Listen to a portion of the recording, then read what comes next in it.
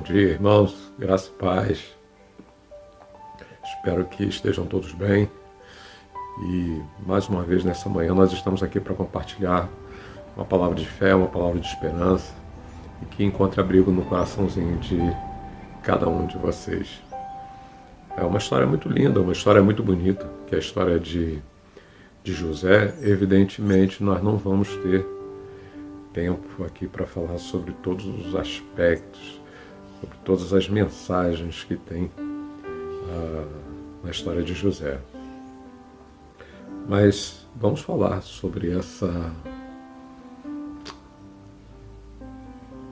graça divina que ela sempre proporciona um tempo depois de muita dor, depois de muito sofrimento, proporciona um tempo de alegria, de júbilo, de contentamento, de restauração, de amadurecimento, coisas que muitas vezes nós não gostamos de passar nesse processo, mas elas são necessárias para que a gente possa experimentar o milagre de Deus.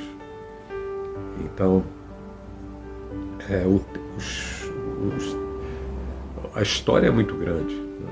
Começa lá atrás, em Gênesis capítulo 37, vai até Gênesis, versículo 46. Então eu queria apenas ler alguns versículos que se encontram no livro de Gênesis, número 37, do versículo 18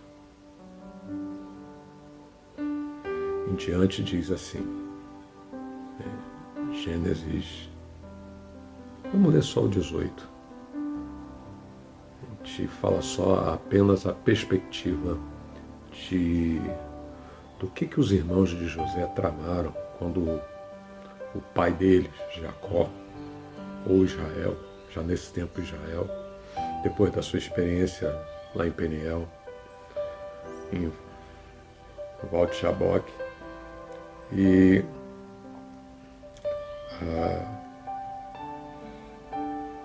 ter mandado o seu filho José se encontrarem com seus irmãos que estavam apacentando os seus animais. E José foi ao encontro deles. E no verso 18 diz assim: eles o viram de longe, e antes que chegasse aonde estavam, conspiravam contra ele para o matarem. Vamos ficar nesse texto aqui por enquanto. Irmãos, porque José teve um sonho e porque José era o preferido do seu pai Jacó, os 12 irmãos dele, os outros 11 irmãos dele tinham ciúmes dele. E conspiraram para o matar quando foi encontrar onde eles estavam apacentando. E aqui a gente viu que jogaram ele numa cova.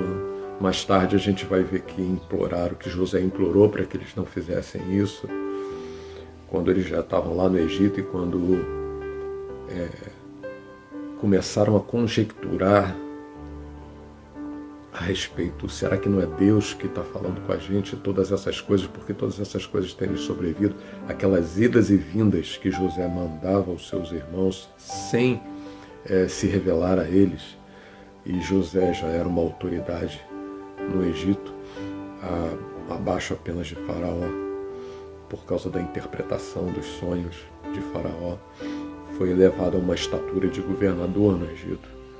E quando os irmãos dele chegam lá, por causa da fome que existia onde estavam, José não se revela totalmente, mas ele os reconhece e vai se revelando aos poucos, manda ir voltar, chamar o irmão mais novo, que era Benjamim, e manteve Simeão preso.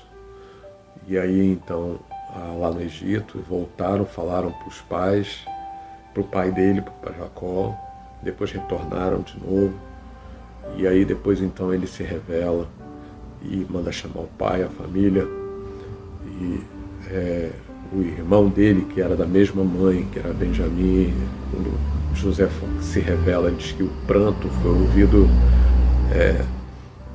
por toda a casa de Faraó. Mas o que eu quero falar aqui é que, na realidade, essa é uma história bonita, linda, quando nós falamos sobre a história de José, mas de fato não foi nada bonito, lindo o que ele sofreu, quando ele sofreu, porque foram traições em cima de traições. É um problema quando a gente tem sonhos, né? E esses sonhos eles começam a se revelar na nossa vida. José de fato era uma pessoa muito especial, alguém que já até de uma certa forma representava a pessoa de Jesus. Quando ele, de uma forma tão santa, porque ele teria todos os motivos do mundo para pecar. Meu pai não deveria ter me mandado para lá, meu pai foi inconsequente de mandar ao encontro dos meus irmãos me traíram, conspiraram, né, tentaram me matar, depois decidiram não me matar, né, porque se estavam ali com medo do que poderia acontecer, jogaram ele numa cova. Isso tudo sem o conhecimento de Rubens, que era o primogênito, não estava ali. Aí veio uma caravana de mercadores e levaram ele resolveram vender ele, tiraram ele da cova, venderam ele, apesar de todos os apelos de José. E então venderam ele, mataram uma cabra e mancharam a túnica dele com o sangue da cabra, levaram para o seu pai.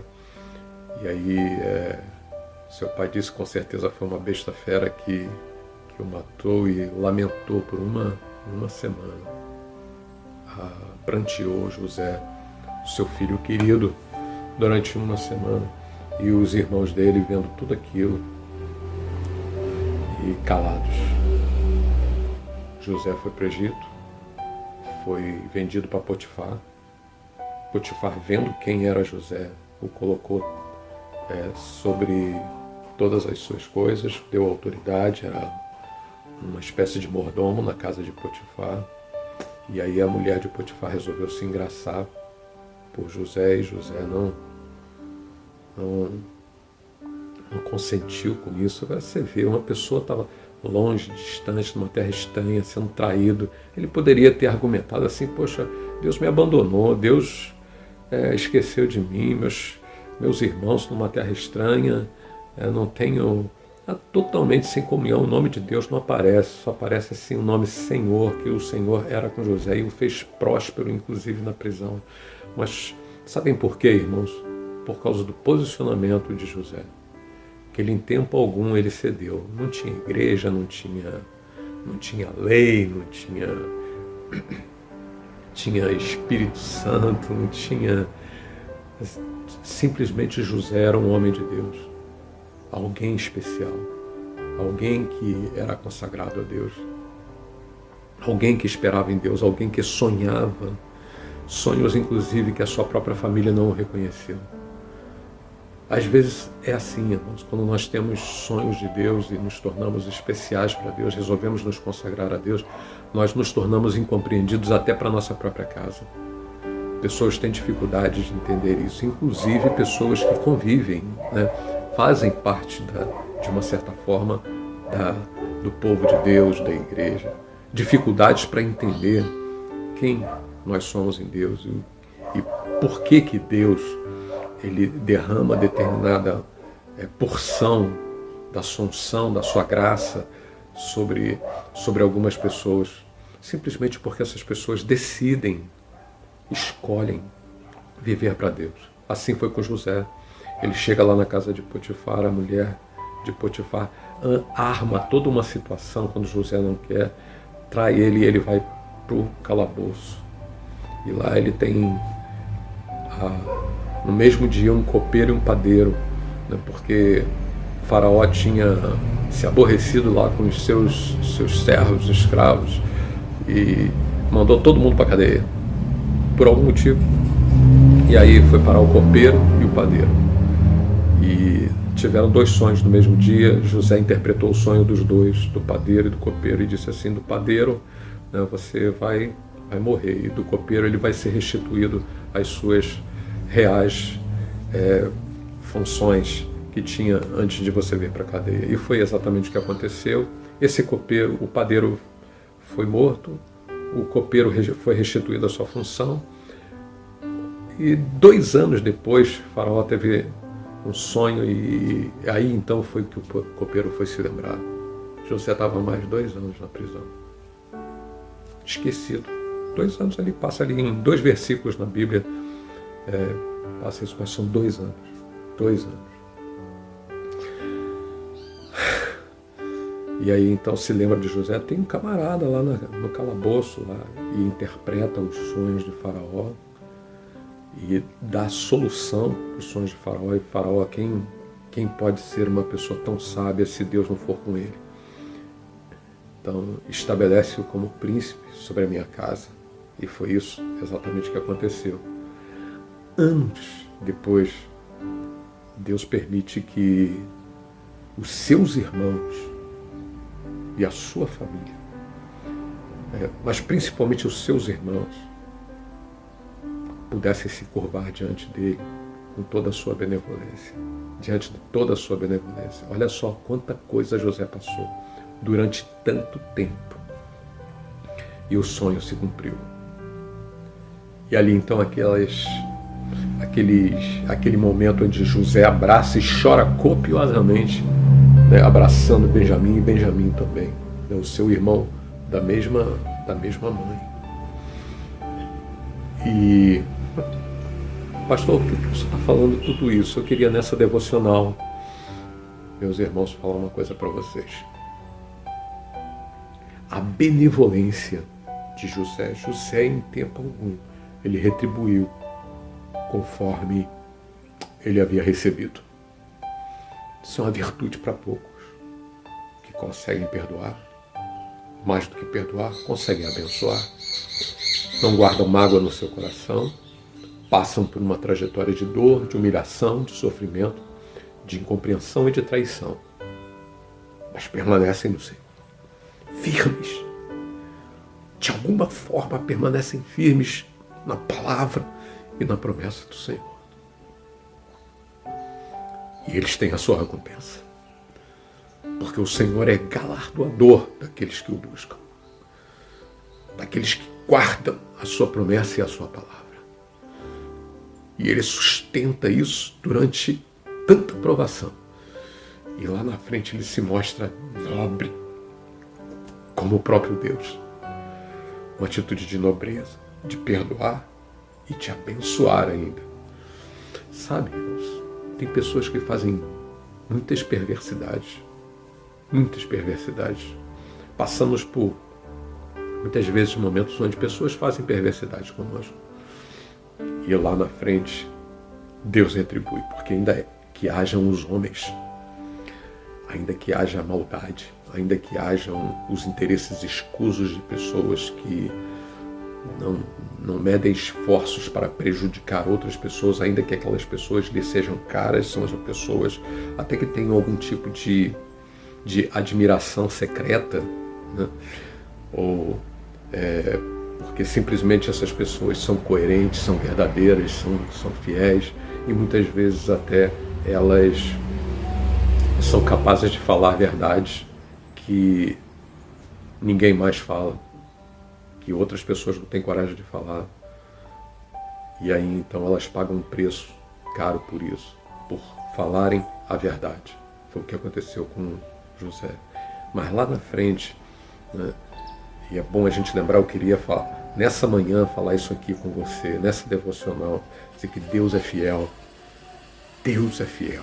Deus é fiel. Guarde a sua palavra e a sua promessa no seu coração, porque o Senhor lhe retribuirá conforme a sua fidelidade. Não tenha nenhuma dúvida disso.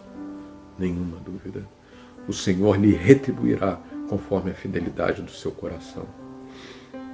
E lá na frente tudo foi diferente, porque José tinha bens, José tinha empregados, José tinha autoridade, né? Na realidade, quem tinha o governo lá no Egito era Faraó, mas quem tinha autoridade era José. Mas, além disso, eu queria ressaltar outra coisa. Isso não anula a perversidade dos irmãos de José. Eles reconheceram toda esse processo pedagógico que José fez para ensinar os irmãos dele.